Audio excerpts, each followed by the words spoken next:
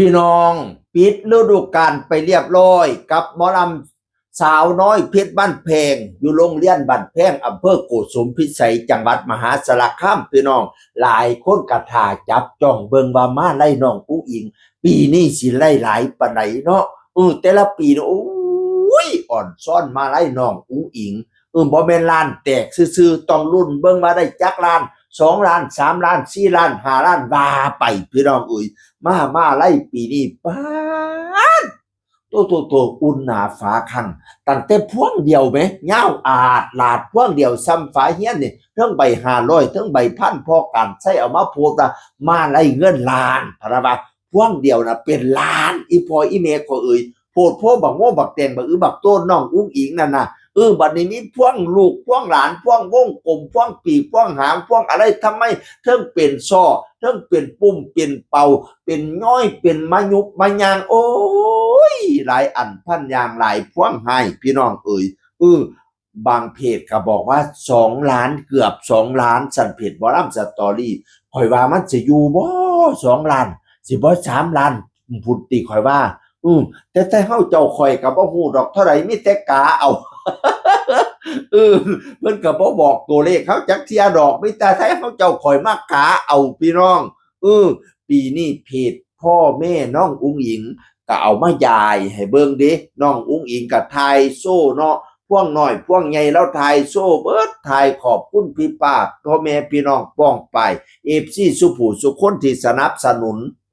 เราบ่ได้เรียกที่มักฮักที่สั่งบ่ได้ฮักพิงพวงน้อยแล้วเก่าโซ่พวงใหญ่แล้วเก่าโซ่โอ้ยเป็นตาฮักเป็นตาเพียงเป็นตาแยงเป็นตาเบิงอีหล่าบ่ได้ความได้กายผู้ใดขอบคุณสุผู้พวงสุทุกกำลังใจโอ้ยก็ยอดคนฮักคนหอมแล้วหลายล่ะพี่น้องอุ้ยเบิ่งไปเบิ่งมามันสิอยู่บ่2 ล้านยันแม่น3 ล้านพุ่นอยู่ อันนี้กาเอาเด้อบ่ฮู้คือกันว่ายอดเท่าใดเห็นแต่เพิ่นเอามายายให้เบิ่งเฮาก็อ่อนซ้อนนำเนาะโอ้ยให้ปังๆให้หิ่งๆให้มันๆเด้ออีหล่าได้หลายแล้วก็ได้หลายกว่าเก่าคนฮักหลายแล้วก็ฮักกว่าเก่าเงินคำแก้วไหลมากคือน้ำแจ้งไปแสดงทางไหน FC แตกจนล้นอังสนามขึ้นเทิงห้านเทิงเวทีมีแต่คนมักคนส้มนิยมส้มชอบเป็นที่ฮักที่หอมของ FC ทั่วไปเด้ออีหล่าให้โชคให้หมาน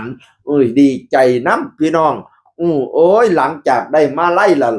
ล้วก็บ่ได้เอาแต่ผู้เดียวเด้เราเอาไปแจกขึ้นทีมงานเอาพวงบักใหญ่ไปให้ญาสุภาพแล้วก็ให้หลายผู้หลายคนพี่น้องเป็นแสนมาเด้แจกขึ้นแจกทีมงานน่ะเป็นแสนน้องอุ๊งอิงน่ะโอ้ยก็ย้อนเราเป็นที่ฮักที่ชื่นชมของอันทีมงานดอกพี่น้องได้มาไล่มาแล้วก็แจกไปพร้อมโอ้สาธุให้ฮุงเฮียงเลี้ยงเหลี่ยมให้เจ้าคำเจ้าคุณเด้อให้เพิ่นไปก็ให้ได้รับได้กลับขึ้นมาบัดทีเนี่ย